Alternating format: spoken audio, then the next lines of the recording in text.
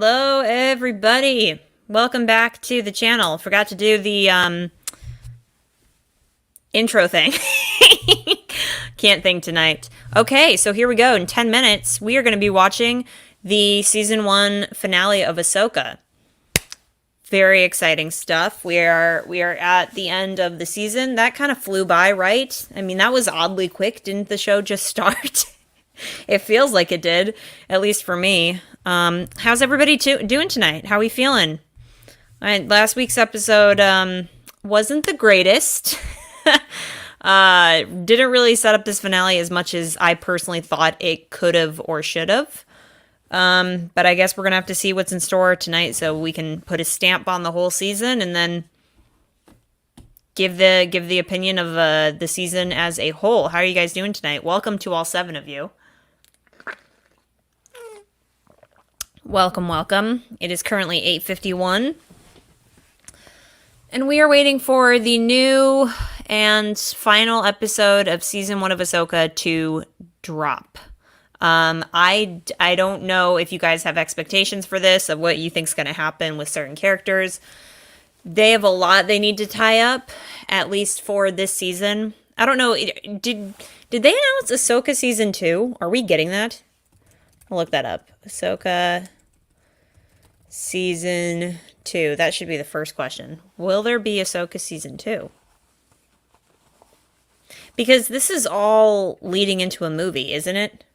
Like, ultimately, isn't, like, the Mandoverse, Mandalorian, Book of Boba Fett, Ahsoka, probably Skeleton Crew, isn't that all leading into a movie of some kind that Dave Filoni's going to direct? So I don't know if Ahsoka's going to get a season 2. Let's check that out. Ahsoka season 2 confirmed. Nope, we're not going to do that. Not tonight, Mike. You SOB. Okay, it has not been greenlit for season 2. And the show was billed for a miniseries. However, it is a part of the wider Mandalorian universe, which has proved popular so far.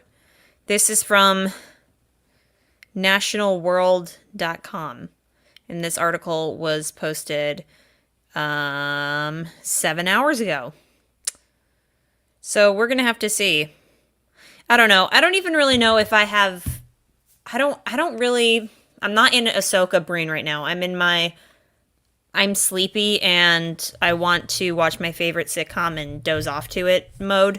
So I'm trying to switch it and get into the Ahsoka side of things because this is going to be the last live stream for Ahsoka. But I don't know if I necessarily have any theories tonight about where it's going to go. I'm generally not sure. I don't know that... See, up until this point, the only thing I do want to say is until we've gotten to this point in the show, I have really been convinced that Baylan is going to kick the bucket, that he's going to die either at the hands of Shin or Thrawn. But after watching last week's episode, I watched it like 2 or 3 times. After the third watch of that episode, I'm not entirely sure that they're going to kill Baylan. It feels like there's so much that they have yet to do with that character, and they're setting him up on a separate journey. So I almost feel like that's going to be very open-ended, and they might recast Ray Stevenson in the role as Baylan if they're going to do... tired brain. If they're going to do either another season of Ahsoka or if they're going to do the movie and Baylan's still in it, I think that there's high potential that they might recast Baylan because it would feel kind of weird if we go into this finale and he just dies because I feel like they've been setting him up for so much and we have yet to see that unfold for him. So killing him would feel kind of weird if it was in the initial plan. Now, obviously, Ray Stevenson is passed and he's no longer with us, so maybe they did some reshoots and they decided to kill him. I don't know. Up until this point, I've been pretty convinced either Shin or Thrawn is going to kill Baylan, but after last week's episode, I'm not entirely sure, and I kind of feel like they're going to leave that to be a little bit more open-ended than I initially anticipated on that. That was a really loud slurp, I'm sorry. Hi, Jonas the Dad. Welcome once again. Thank you for being so consistent on these streams. Shin kills Sabine. I think that'd be really bold.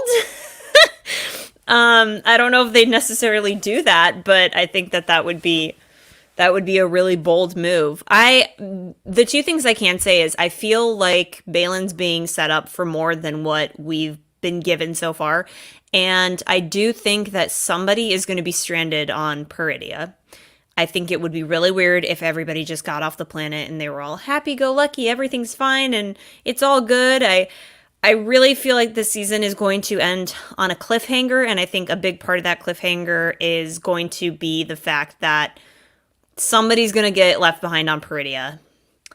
And my money would probably be on Ahsoka for that, if anybody. And then a great new war unraveling that will lead us into Dave Filoni's Mandoverse movie. But I don't really know that I have a lot of theories tonight. I don't know. I'm not crazy interested in anybody in this show except for Balin. I really think that Balin has all of my attention right now because he is the most intrigue. I don't really feel like they've given Rosario enough to do. I don't think she's a bad actress. I don't think she's been portraying Ahsoka bad. I just don't know that the direction that she's been given has allowed her to showcase her talents as much as she could be. Because she's a good actress, but it just feels like they've really limited her.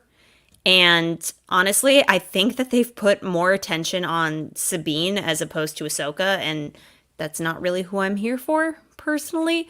So I wish they would, I hope they give Ahsoka a little bit more to do in this episode. And then who am I forgetting? The Night Sisters are going to have a big part of it. We still don't know what Thrawn's purposes are with the Night Sisters. Is he transporting the dead corpses of Night Sisters back into the main galaxy so they can retake Dathomir? What's going on with that? Don't really care about Morgan Elsbeth. Not even... What has she added? Maybe this is all stuff that we can briefly talk about at the end of the episode, but I'm not entirely sure what Morgan's really added to the overall show other than just like standing there and looking sinister. Shin will either die or she will join Ahsoka and become Ahsoka's new apprentice. But I don't know how much I want that for Shin. Like sometimes I just wish the baddies would stay baddies and we don't need to redeem everybody. But I could see them redeeming Shin. I don't love that for her, but I could see that being a very real possibility. Andreas says, Balin said something about ending the cycle. Yeah, I don't know, dude. I really don't know about Balin. I'm not sure that they're going to kill him anymore. After sitting on these episodes, you know, it really does feel like he has been built up to have this bigger plot thread. Yeah, I don't know, dude. I don't know. We're going to have to see. All right, we have 2 minutes and counting until the episode drops. What else?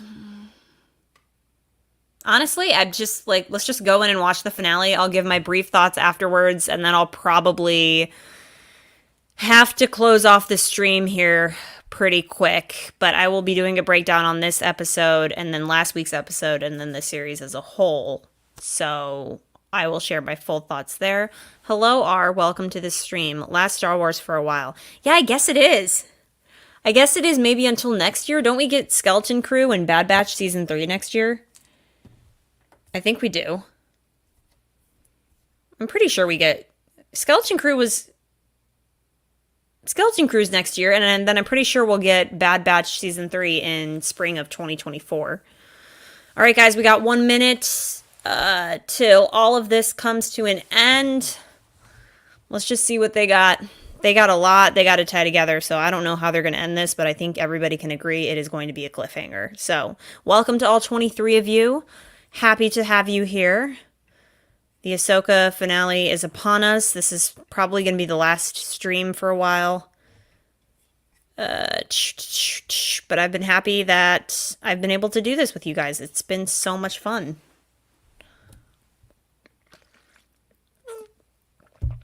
Okay. 8:59. Let's get this episode going. God, I have really got brain fog right now. Okay, it is 9 p.m. Let's do it. Again, no timer tonight, guys. Sorry about that, but every time I do the timer, the internet wants to conk out on me. Okay, part 8 is about 45 minutes, and it says the heroes race to prevent Grand Admiral Thrawn's escape. All right, hold on one sec. We are hitting play in 3, 2, 1. The recap's going on right now. Loud rumbling. How real is the threat of Thrawn's return? We have to prepare for the worst. This is preposterous. Jedi, false Jedi. Okay.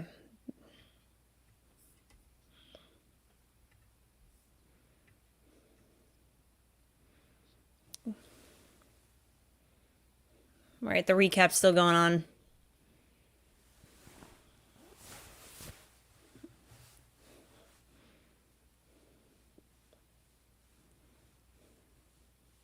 Also, that's the other thing too, is the fact that Sabine has not told Ezra anything, and Ezra has not pressed her a little bit more on that is so weird to me. It's so strange.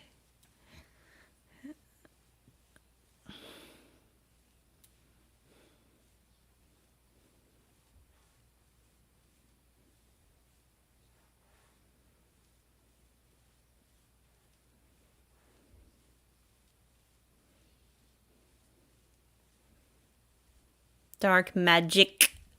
Sinister drumming with the Lucasfilm logo. God, these captions are the real ones.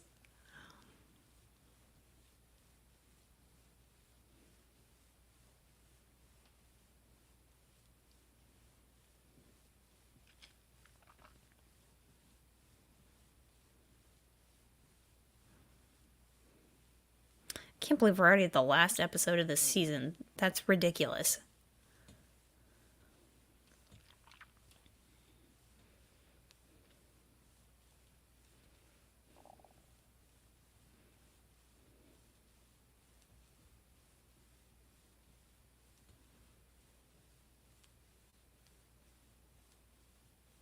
Thrawn should do ASMR on YouTube. Should be the Star Wars page's new set of videos. Thrawn's ASMR.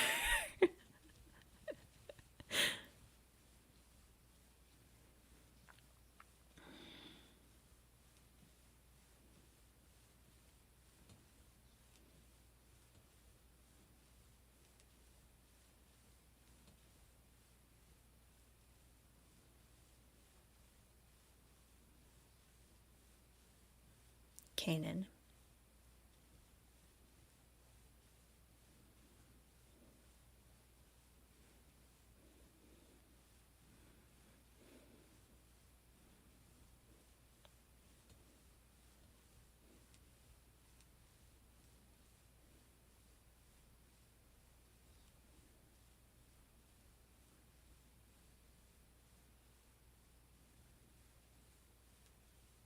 We're going to give you a reward.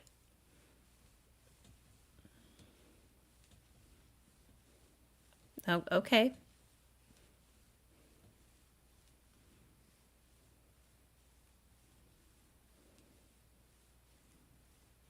What is the gift of shadows?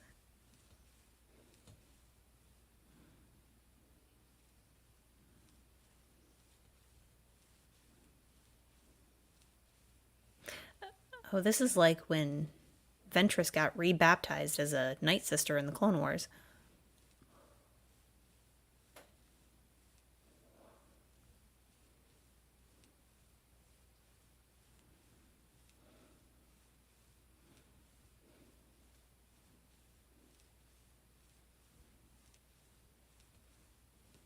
Yeah, this is literally the dialogue from the Clone Wars Baptism Ventress on Dathomir arc.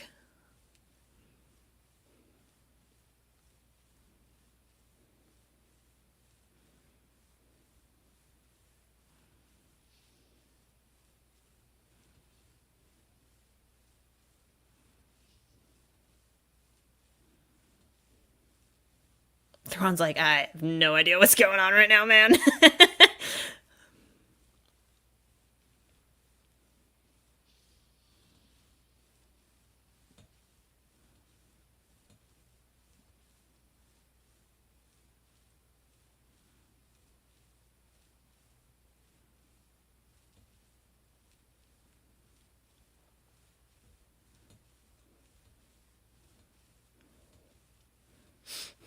Thrawn's like, that's cool. I've never watched a Night Sister baptism before.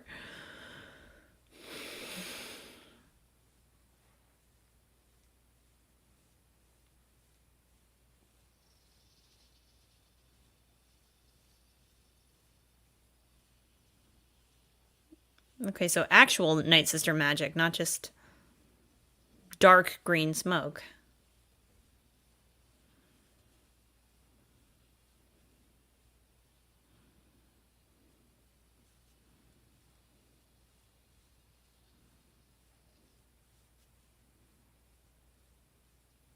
Oh, very cool. Mother Talzin's blade. Oh, I remember this. Okay. Dude, Mother Talzin in live action would be so sick.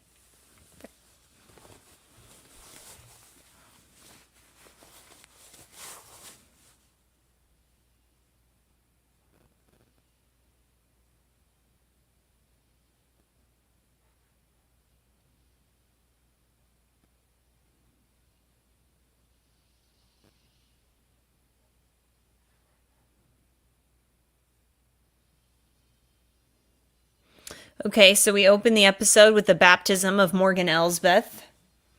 And Thrawn just looking on. The Jedi, the Witch, and the Warlord. So like the Lion, the Witch, and the Wardrobe. Like Narnia. I see you, Dave Filoni. I see you. The Jedi, the Witch, and the Warlord. Yeah. The Lion, the Witch, and the Wardrobe. That is a very obvious callback to Narnia.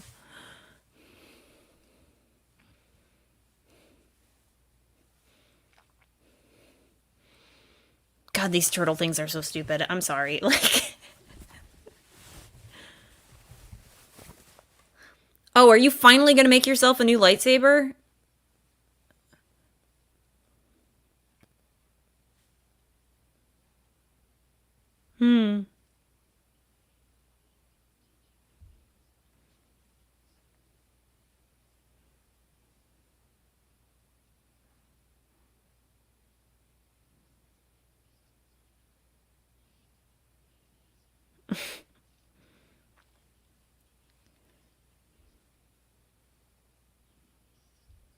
Hewing is the realest character on this entire show.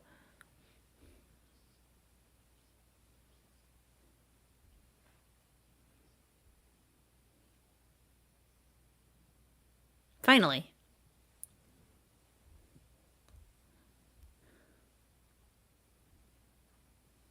Finally, Sabine mentions him.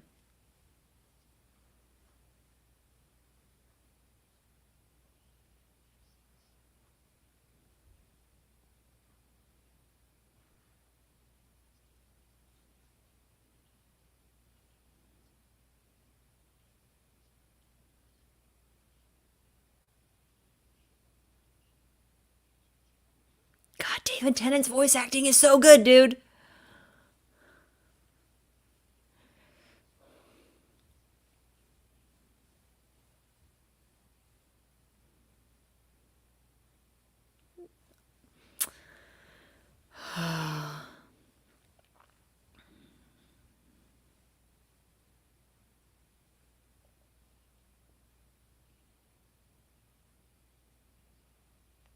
Oh, is he gonna model his new lightsaber after Kanan's? Aw. But wait a minute, where is he getting another kyber crystal? Unless Huyang just has a lifetime supply of those too. I thought you had to like go on this spiritual journey to get a kyber crystal. Or not?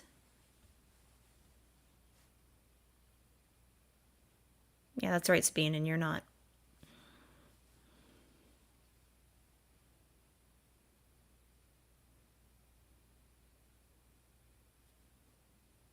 Wait, where did he get a kyber crystal?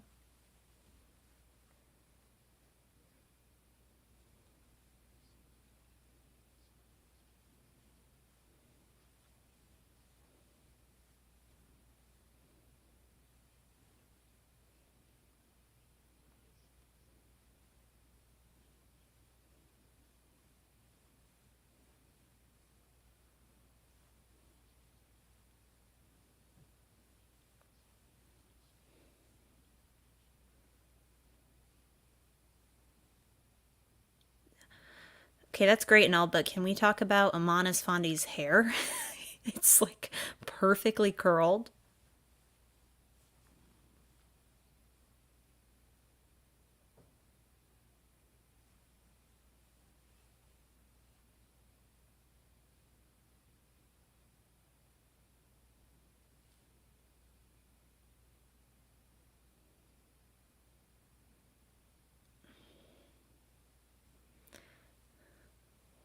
Nothing feels natural about this relationship between Ahsoka and Sabine for me. Like, it feels very forced, no pun intended.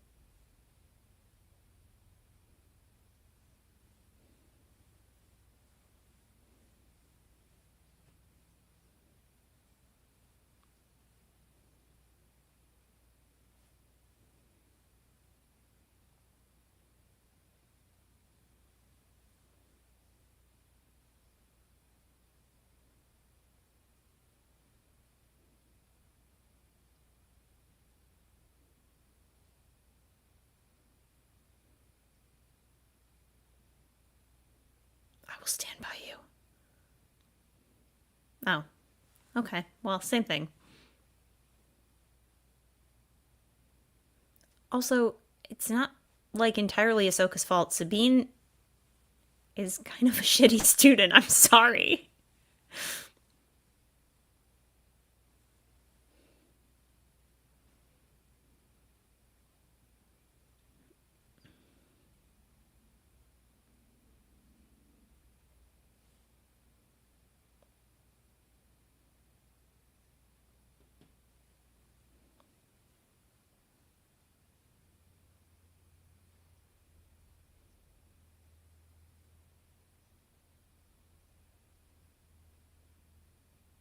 There's also like,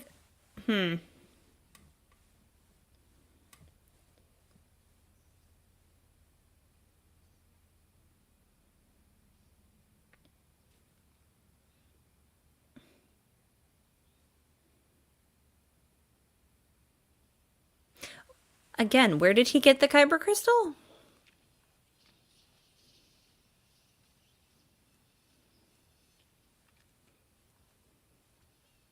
My real student, come with me because you actually have force abilities.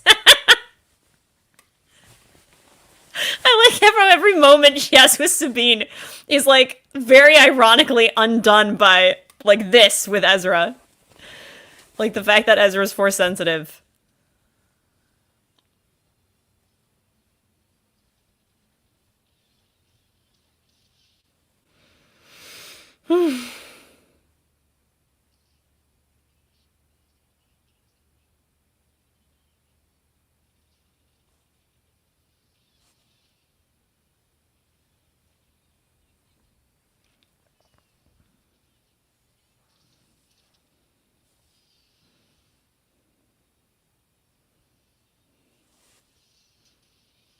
Oh, okay.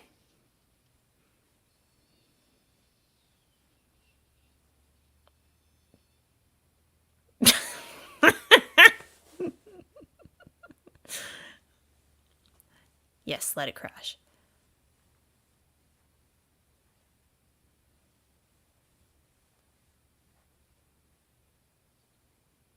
Okay.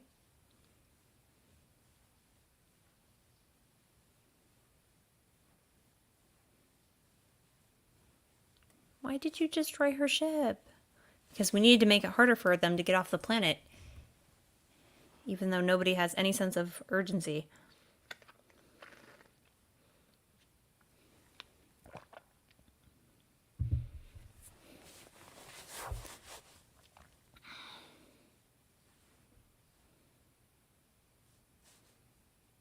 Captain Obvious to the rescue.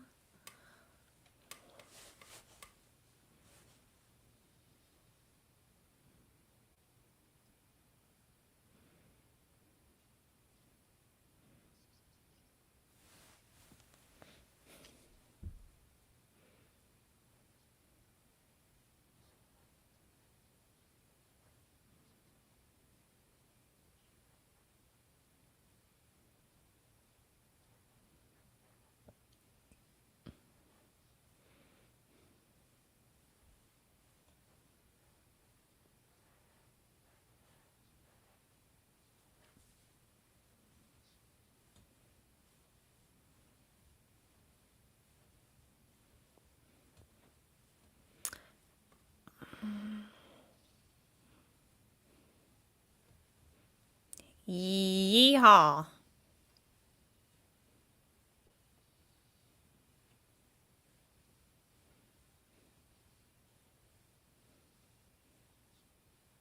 And with your spirit.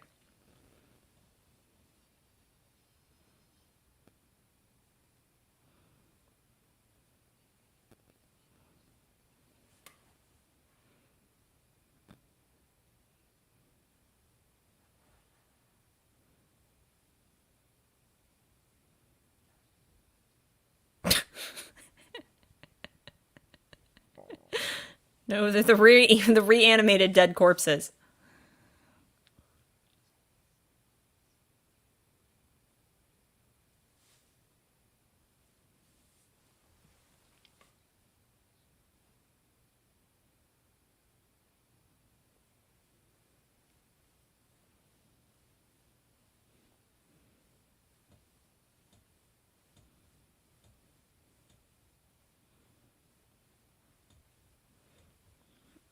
Ezra holding on to Sabine's waist.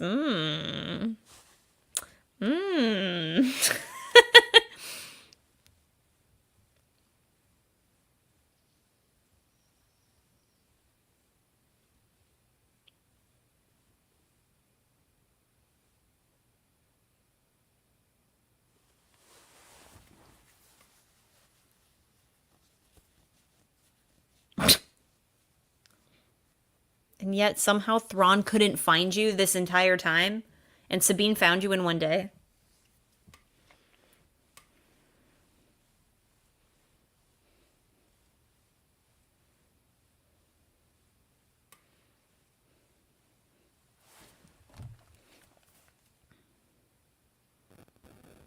Nope.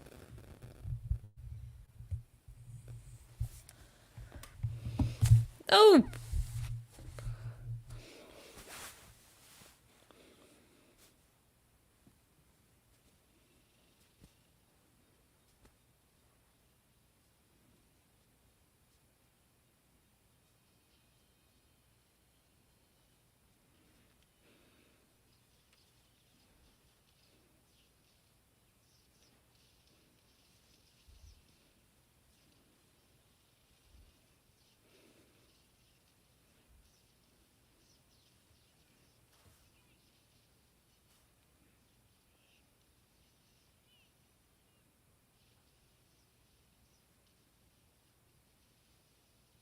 What do you mean, Sabine, help out?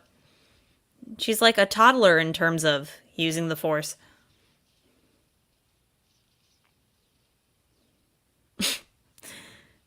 The reality of it is it's really Ahsoka and Ezra doing all the work, and Sabine thinks she's helping. So she's just doing it to feel important.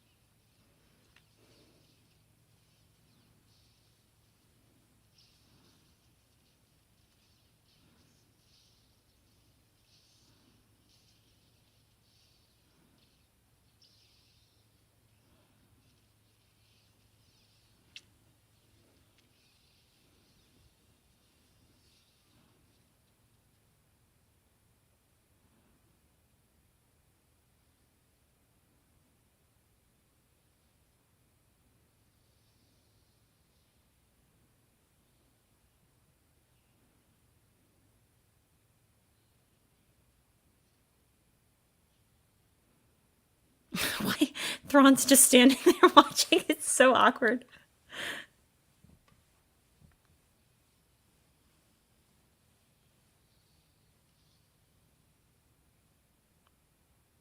They weren't already dead?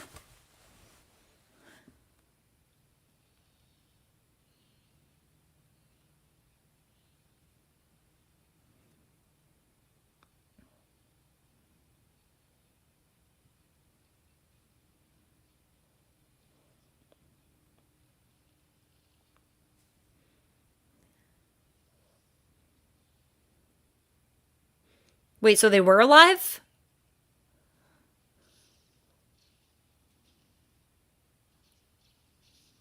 Wait, so the zombie troopers were actually real troopers that were killed and then became zombie troop? Okay.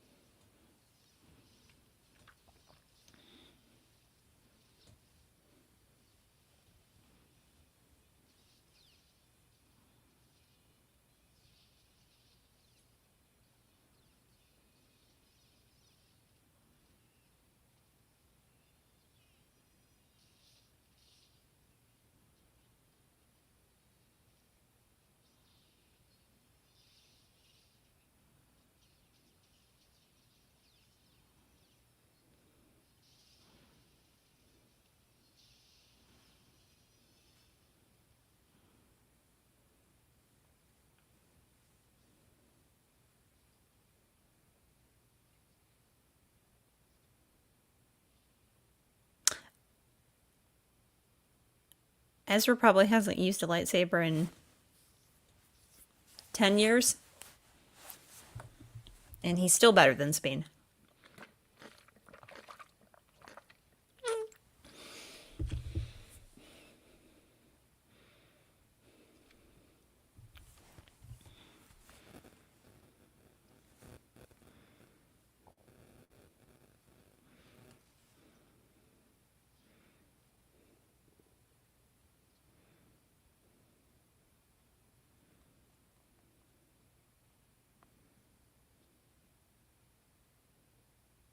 Dude, all you've been doing is slunking around.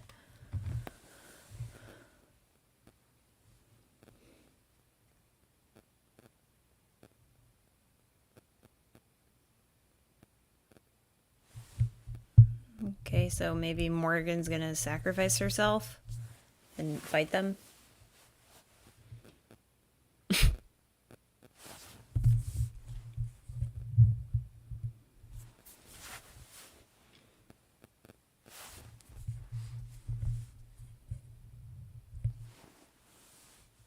Okay, yeah, she definitely is.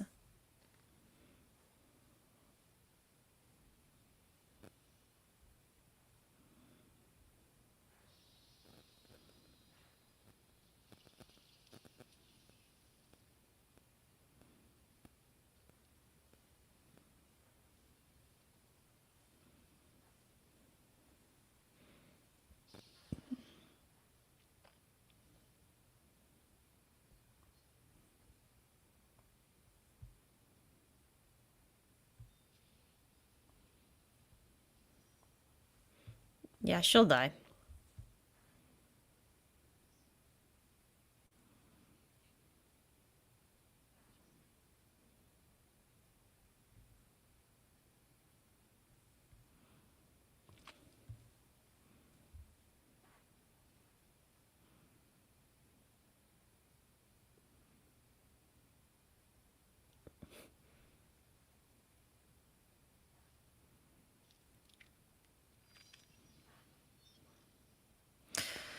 Round two.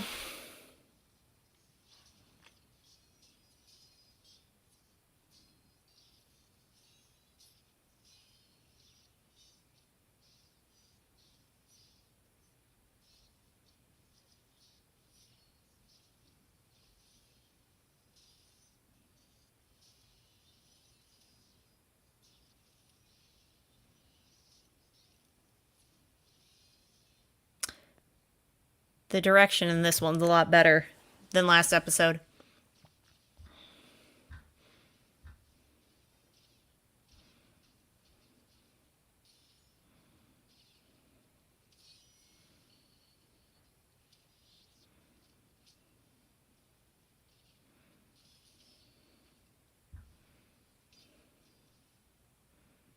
Ah, there's that classic shot from the trailer.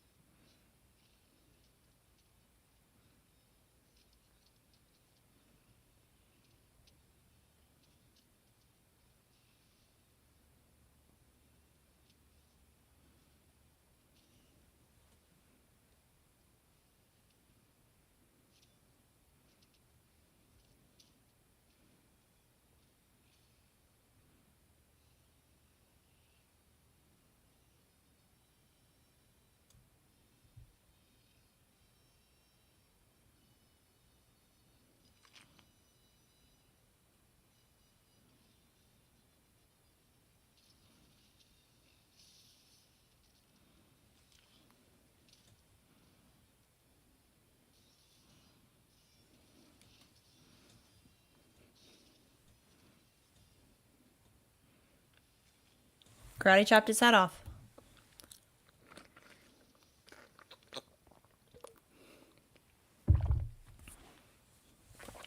Where's Balin? Just out of genuine curiosity. What has he been doing?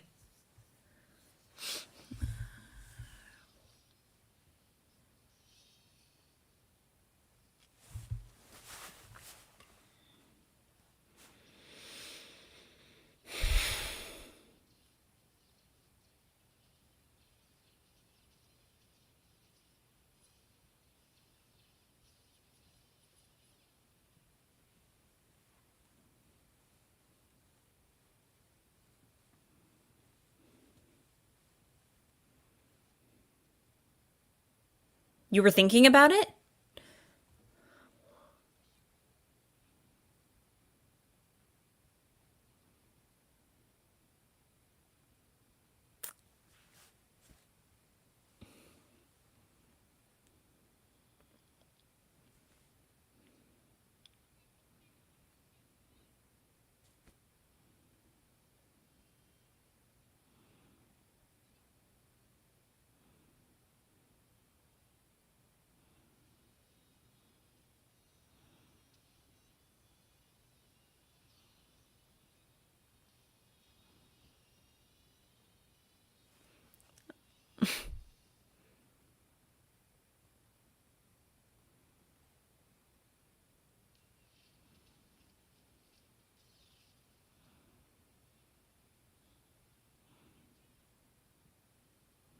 Oh, I hope she gets left behind. That would be so funny.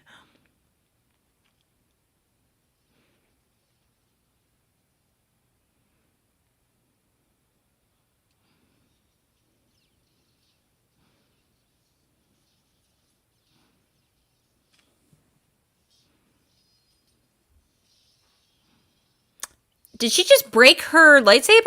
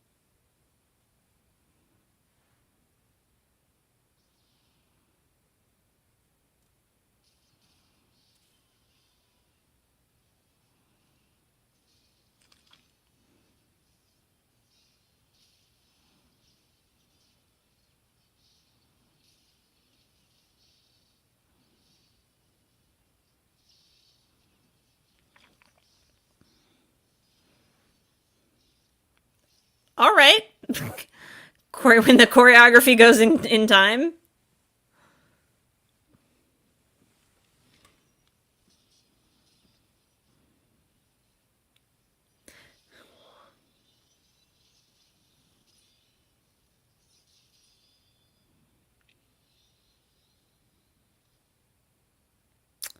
We hardly knew ye. It's probably the most violent thing that they've done. In live action, anyway.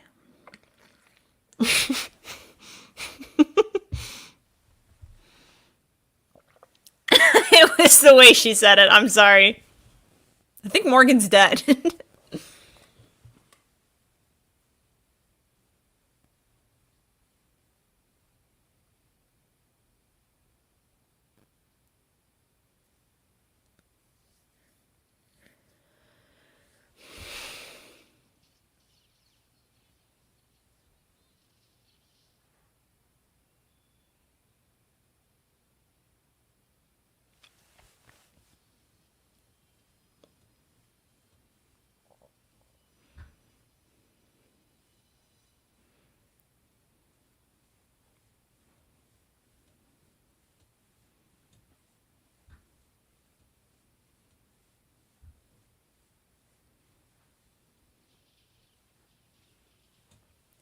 Dude, how have we been this far into the episode and we don't have any Balin? I'm gonna get flack for this. I already know it, but like, what is Balin doing?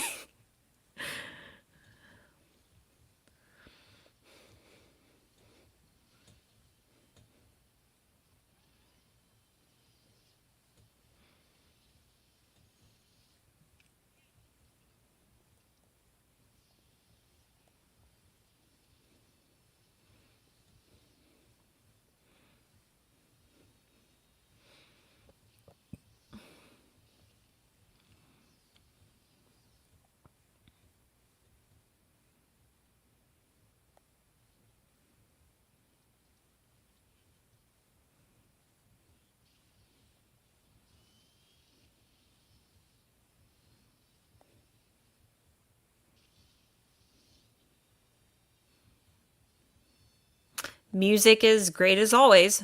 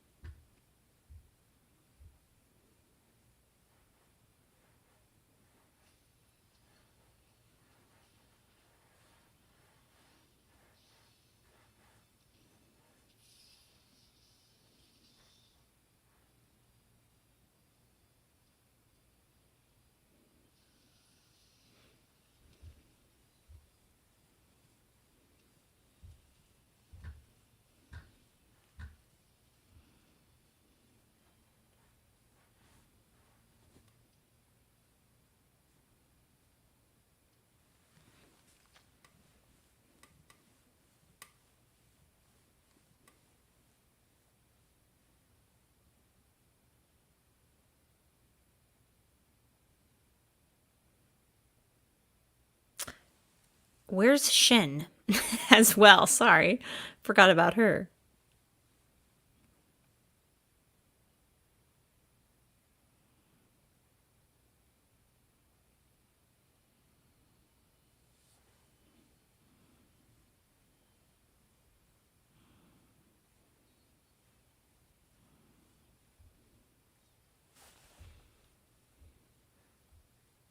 Well, get used to them, guys. They're going to be your buddies for the next 10 years until Ezra comes back to find you.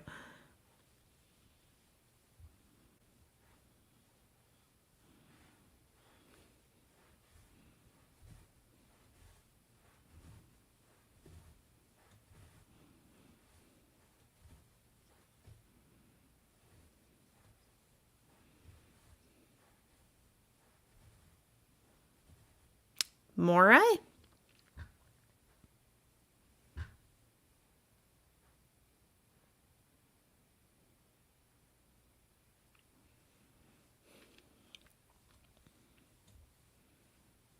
Oh, finally.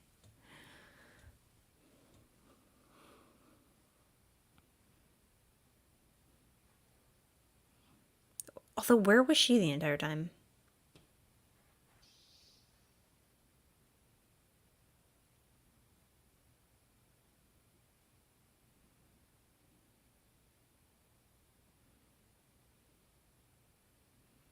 Oh my god, his cape is so badass. What? Is that the father? Is that the father of Mortis? In the architecture? Shut up, dude. Shut up. Shut the front door. It was? Oh my god, and Ahsoka has a connection to the daughter. Alright, now this just got interesting. No, they're gonna leave him on a cliffhanger.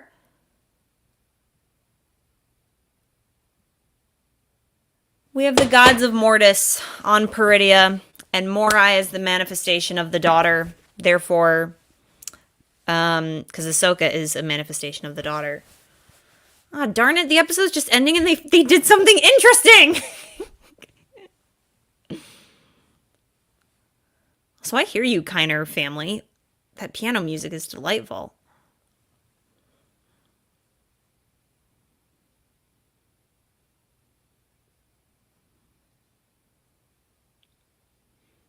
Some Indiana Jones stuff right here.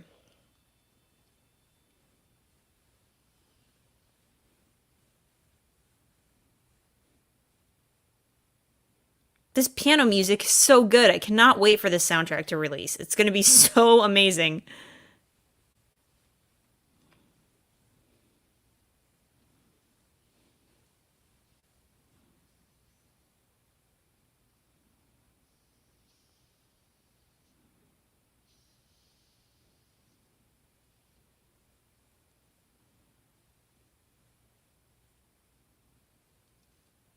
Ezra.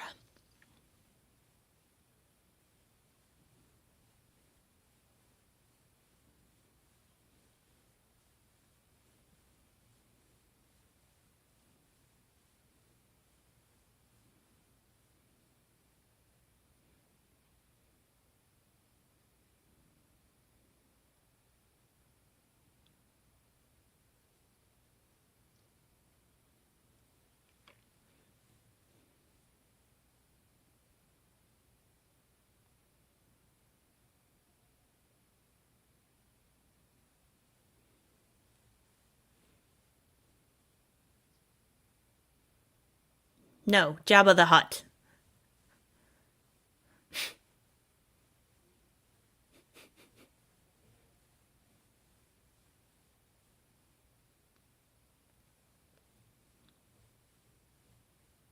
Oh my god, the music is so unbelievable.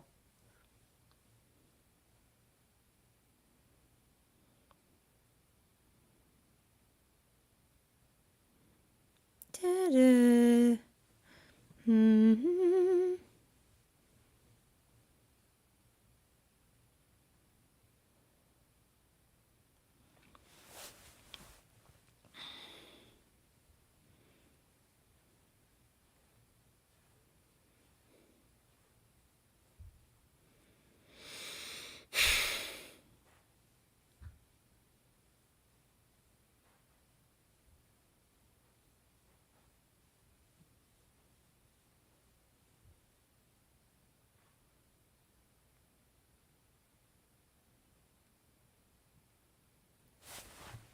Did she, though?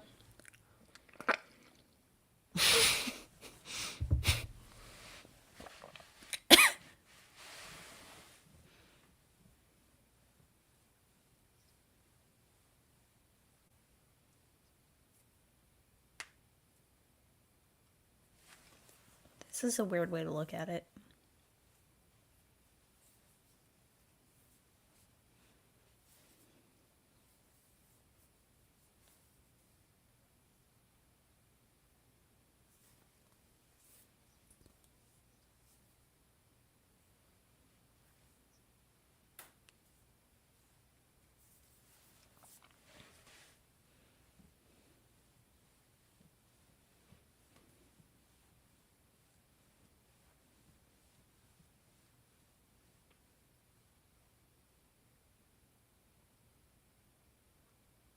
This is weird.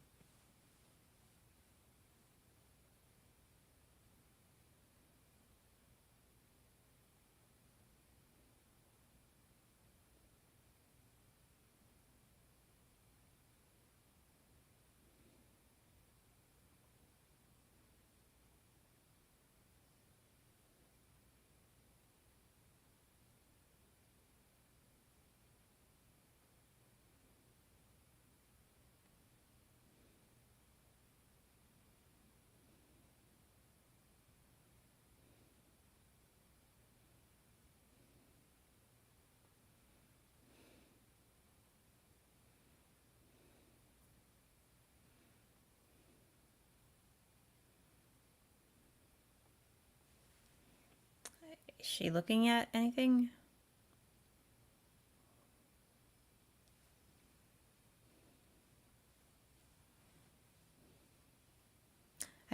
Yeah, I was just about to be like, half expected Anakin to appear. Oh, my boy.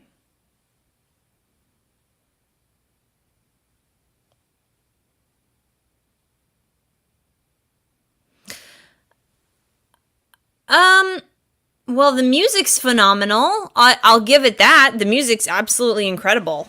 Like, the Kiners should just make Star Wars music for the rest of time. They have some of the best motifs ever created. Well,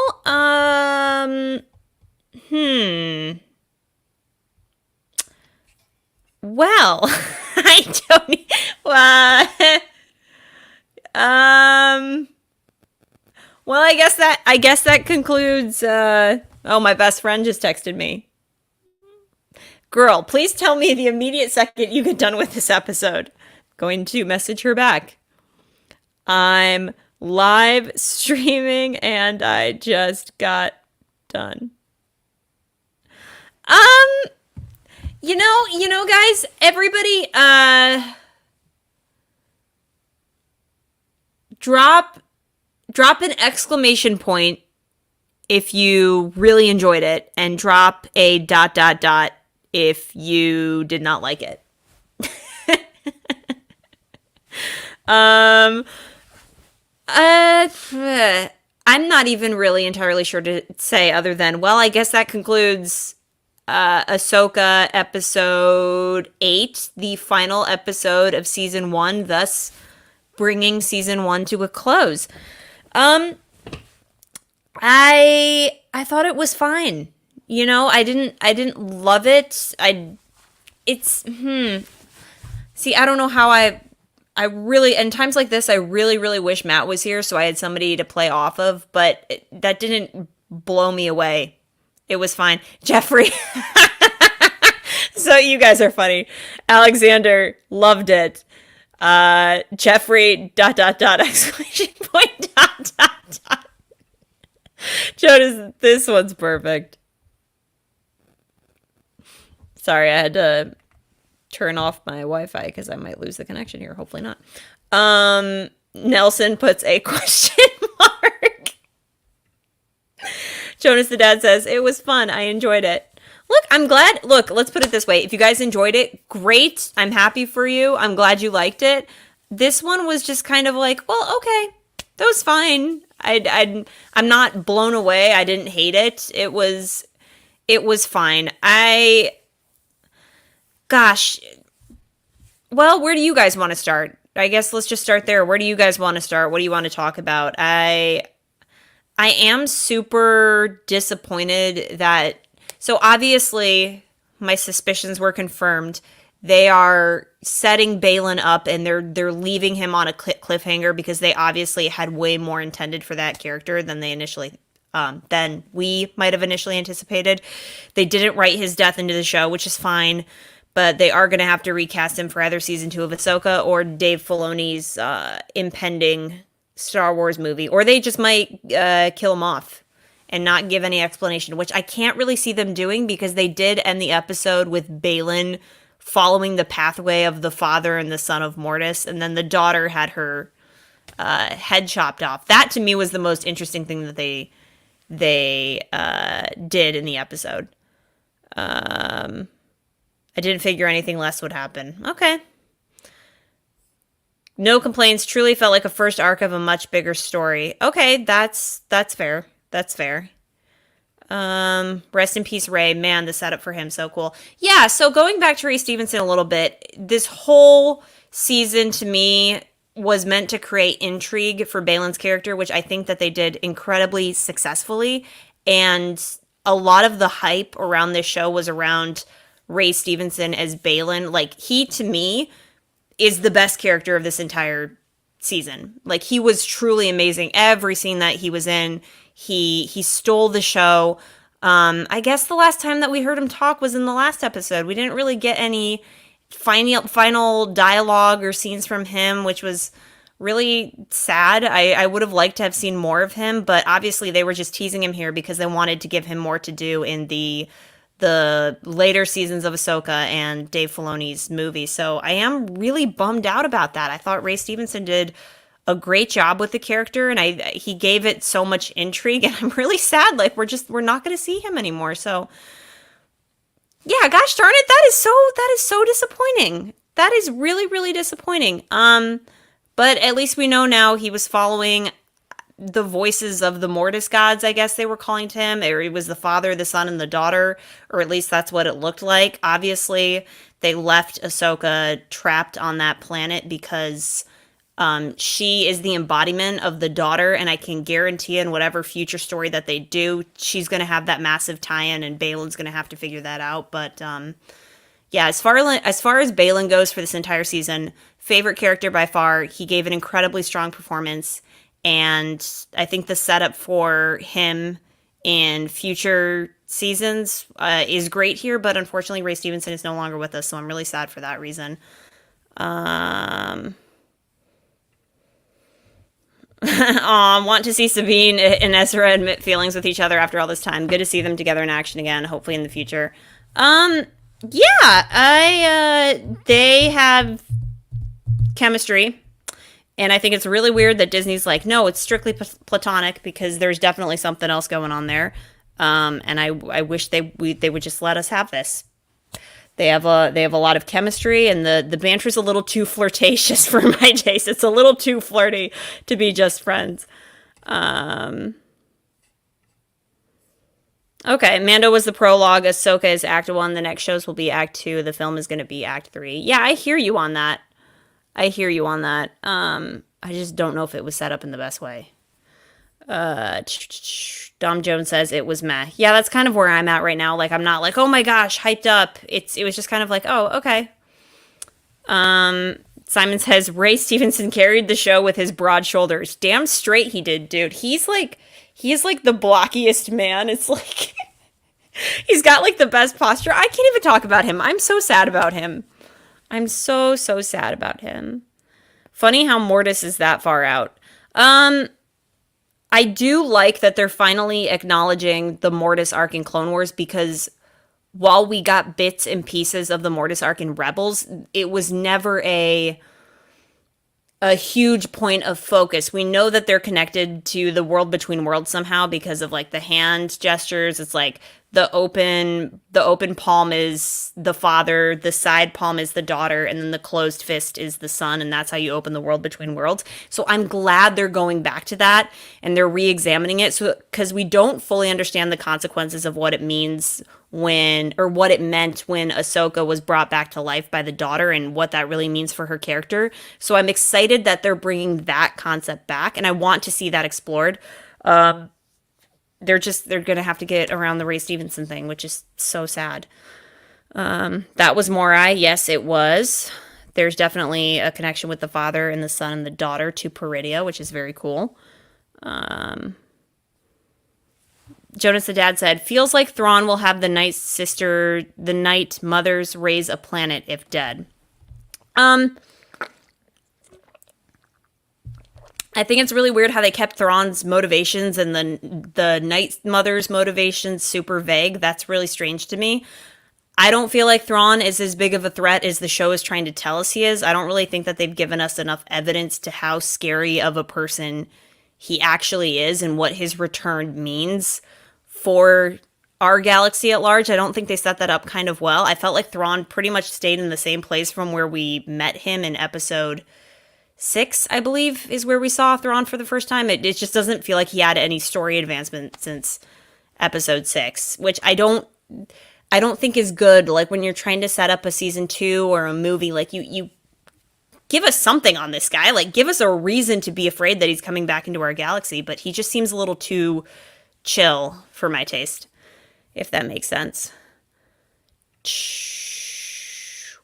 Shin staying caught me by surprise, though. Now I need an entire series about how she becomes queen of the Samarorks. Yeah, that is, again, that's weird. She just kind of rode off in the last episode, and then we didn't see anything on her. I really thought that they were going to set up Baylan and Shin more, and we would just have a better idea of where we're headed. I don't think that this finale gave us a super clear picture about where everybody's headed. Again, we got like bits and pieces like, oh, look, the Mortis arc, and we're going to go over here with Baylan, and Thrawn's motivations aren't super clear. Like, even Shin's motivations aren't super clear. Baylan has the Mortis thing, but his motivations aren't super clear. I don't know. 10 out of 10. Glad you enjoyed it, Steve Owen. Happy for you. So Ahsoka season 2. Well, season 2 is either happening or they're going to jump straight into the movie. I can't imagine that they're not going to do a season 2, though. Now, if they made it animated, which they'll probably not do, but man, I would have loved to have seen Ahsoka if it had been animated as initially intended. If I'm being honest, I probably would have preferred that. Gabriel says, by the way, didn't Anakin look concerned in that last shot? I guess. Did he? I wasn't really... He wasn't smiling, was he? You know, let's look at this real quick. I'm not sure. Was Anakin smiling in that last shot? I'm genuinely not sure. Okay. Is that a smile? Hey, guys, go to the last shot of this episode with Anakin, and I want to know, do y'all think that's a smile? I think he's smiling. I think he is. At least he's a Force ghost. At least we know that he's a Force ghost. I'm happy to know that that he's actually there. Yeah, he's smiling. It's like a very faint smile. It's a very faint smile, but it's a smile nonetheless. Matt Lawless says, I was hoping for a tie into Skeleton Crew. Yeah, but I hear you on that, but I think that's going to be its own thing. I think all of these shows are separate, and then they're all, like, they have Easter eggs that tie into each other, but eventually it's all going to come to a head.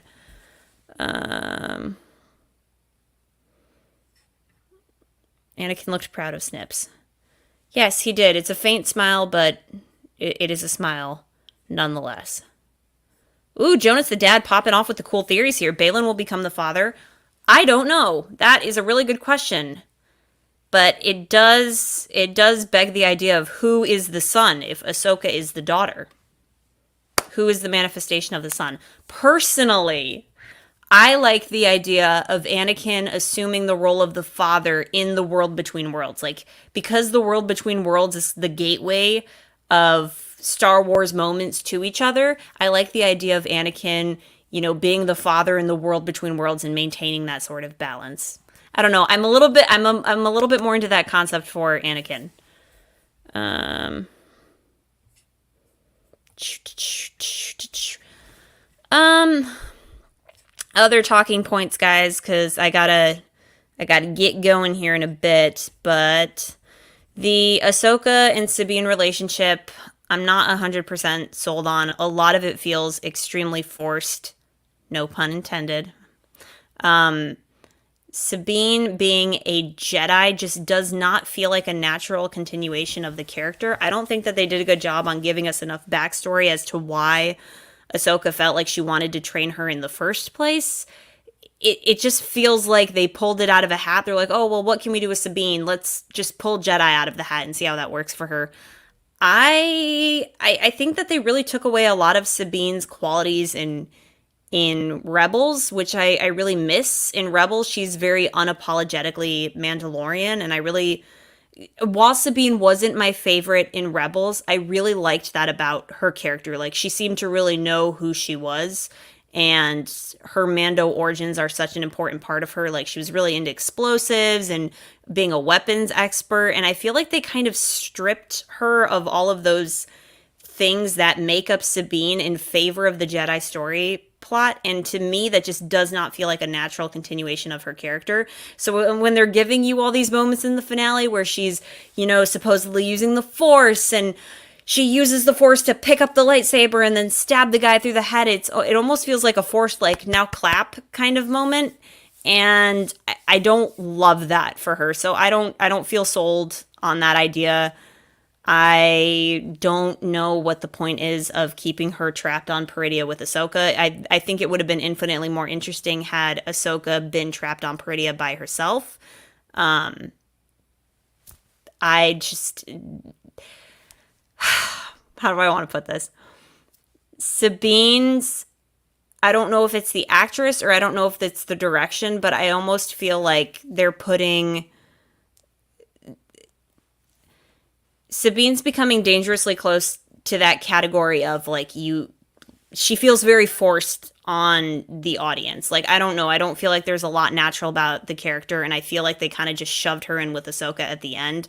And I really feel like to have Ahsoka stuck on Peridea makes a lot of sense, but to have Sabine there, it just almost feels like she's that extra tag along. So I'm not crazy about that. Um who else am I missing here? Apparently everything in the New Republic, they didn't elaborate on any other story in that. I thought for sure that they would have, or at least they would have gotten, more evidence as to Thrawn's return. Wish they would have developed that more. I like the actor for Ezra a lot, Amon Esfandi, and I've reiterated that before a few times.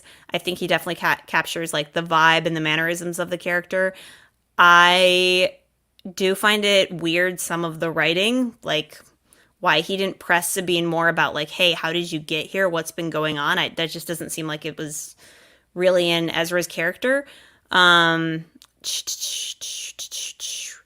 the everything that he's done with the character, like everything that Amon Esfandi's actually done with the character of Ezra Bridger, I think is really good. I think some of the direction and some of the dialogue hasn't served him well, but I think out of all the Rebels cast and the actors that have been chosen to play them, I think he's definitely the closest to the original character that I've seen.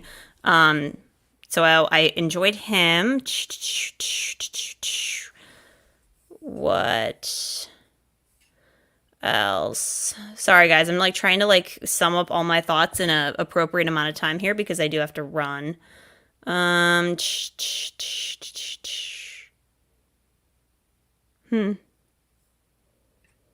Jacob.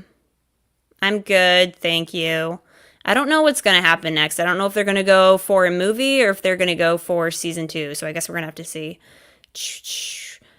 Thanks for checking out the stream, Jonas the Dad. Happy to have you here. Really appreciate you checking out the streams.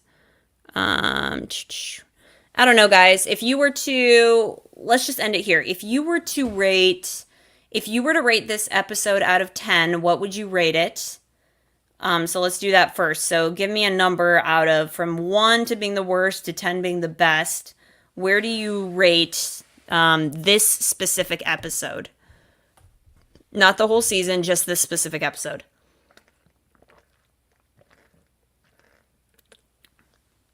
Solid 9. Sorry, my best friend's texting me like crazy right now. What else, guys? Where do you rate it?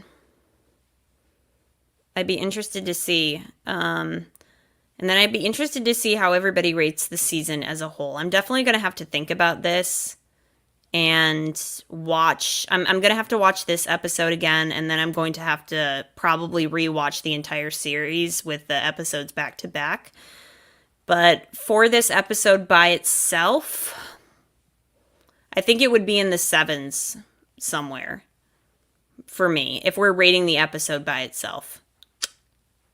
Okay, I am seeing some 6s and 7s here in the comments and some 8s. I think I would definitely be in the 7s somewhere. I think I would be anywhere from like a 7 to a 7.5 for this episode specifically.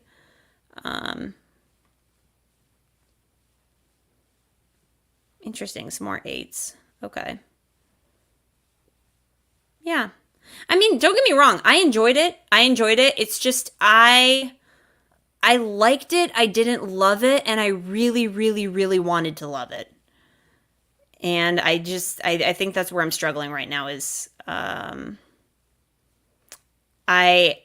guess I just expected more from this. Like I expected this to be on a different level than the previous Star Wars shows that we've seen. Ben Jammin says, this is my least favorite out of all the Mandoverse shows. I don't know, dude. Book of Boba Fett was pretty bad. I don't know. That one might take the cake for me. I think Book of Boba Fett is probably the worst.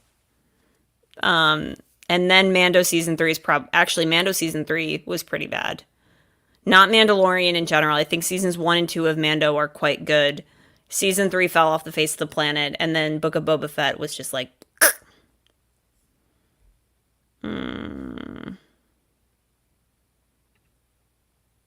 Comparing it to episode 6, this was not near it. Yeah, I liked episode 6 a lot, and I think a lot of people would say that that is probably their favorite episode of the season. Anyway, well, I am going to put together a short breakdown of this episode, maybe with Matt, maybe not, obviously, because he still has his brand new daughter, Lois, and he's very busy with her. I will fully formulate all of my thoughts. It's kind of rushing through my head right now. I'm definitely going to have to watch it probably 2 more times to, really get the full picture so I can accurately express my feelings on this episode. Again, it's probably a 7 out of 10 for me. It was fine. I just don't think it set up all of these story threads and where we're headed necessarily well. It's fine, but I'm probably not going to think about it once I get off here and turn on Frasier or something. And I wish I would. I'm just not feeling horribly hyped up about it right now. Highlights are Ray Stevenson was amazing. The Mortis stuff is very promising. I really, really, really, really, really, really hope we start getting some answers on that because it's been like 12 years since that Clone Wars arc first introduced the Mortis Gods. Ahsoka has potential. I am interested in Ezra. I do think he's super fun, and I'd be fascinated to see where they take his journey from here. But that's about it. There were some enjoyable moments about this episode, but it wasn't my favorite. I appreciate you all checking out the stream. I will try to do a very short, sweet, and to-the-point breakdown here within the next 2-3 days or so. My schedule's very busy right now. My mind's all over the board. But I will try to get that up. Thank you for checking out this last Ahsoka live stream. I really appreciate all you guys being here and joining in on the conversation because that is what makes this fun. If you're new here, thank you for joining. Don't forget to like and subscribe to the YouTube channel. Got to get some things worked out here in the next few months, but I will keep you guys posted, and I really appreciate being able to do this with you all. I hope you guys have an amazing night, and may the Force be with you. Hope you guys enjoyed this episode, and if you didn't, join the club. We'll talk soon, guys. Have a good night.